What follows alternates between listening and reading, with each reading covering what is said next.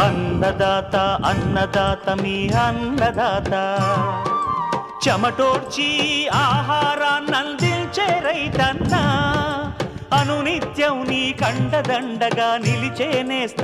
నా పేరు ముఖ్య భాస్కర్, నేరడ, కొరివి మండలం, జిల్లా మహబూబాద్.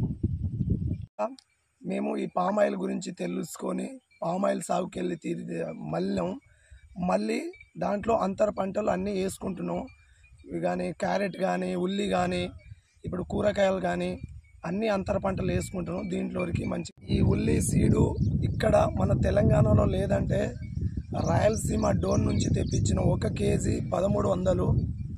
అక్కడి నుంచి నేను 2 ఎకరాలు ఉల్లి సాగు చేద్దామని నేను 6 కేజీల రూపాయలతో పెట్టి తెచ్చాను. 1300 కేజీ. ట్రాన్స్పోర్ట్ ఛార్జ్ కేజీకి 100 రూపాయలు.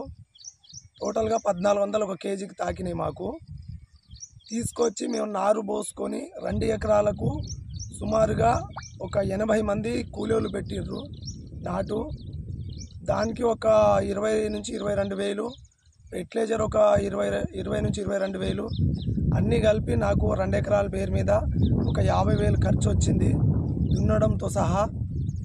ఈ ఎకరానికి వాళ్ళ చెప్పిన లెక్కకు 80 నుంచి 100 క్వింటాలు వస్తుందట ఎకరానికి. ఇప్పుడు మేము కొత్తగానే సాగు చేస్తున్నాం, ఎన్ని క్వింటాలు వస్తుందో మాకు కూడా అంత ఐడియా లేదు. వాళ్ళు మాత్రం 80 నుంచి 100 క్వింటాల్ దిగుబడి వస్తుందని చెప్పారు. ఈ క్యారెట్ మేము పామాయిల్ దాంట్లోనే సాగు చేసుకుంటున్నాం.